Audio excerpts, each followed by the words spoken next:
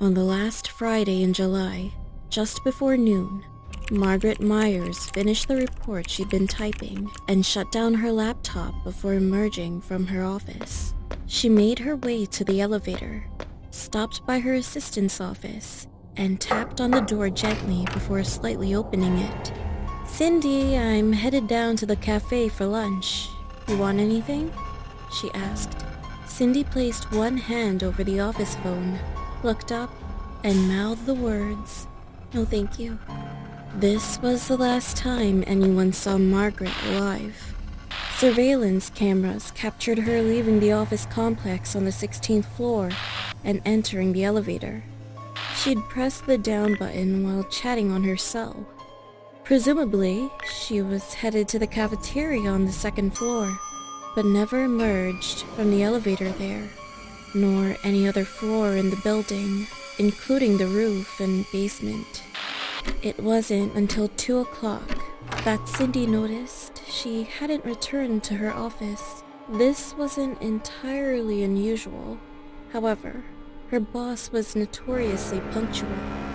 If she were running late for anything, she could be relied upon to make it known to her assistant. Cindy sent a text, but hadn't become overly concerned. Margaret was a well-known and equally well-liked attorney in a prominent law firm, and thus her schedule could be erratic. Additionally, Cindy had a mountain of paperwork to attend to, so her absence was soon forgotten. Around 5, she packed up her briefcase and visited Margaret's office to have a word before leaving for the day. The office was empty. Again, she didn't consider this odd enough to be alarmed.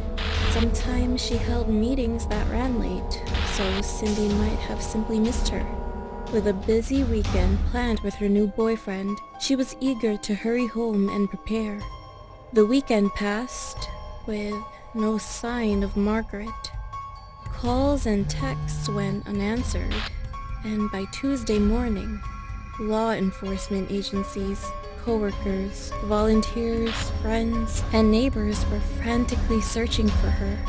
Janitorial and maintenance staff scoured the building with no trace.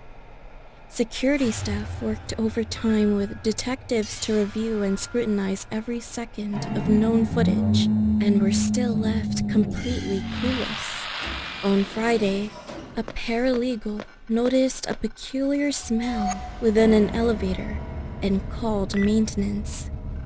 It was the same elevator that Margaret had been seen entering but not leaving. Her body was discovered on top of the elevator. The maintenance hatch of the elevator's cabin was intact, locked, and securely tagged with no evidence of tampering. The autopsy revealed little, citing only faint traces of minor cuts and bruises, but nothing significant. The coroner's official cause of death was death by misadventure and/or natural causes. To this day, it still remains unknown exactly how or why her body came to be on top of the elevator. A sizable reward offered by the law firm has never been claimed, and the mystery remains unsolved.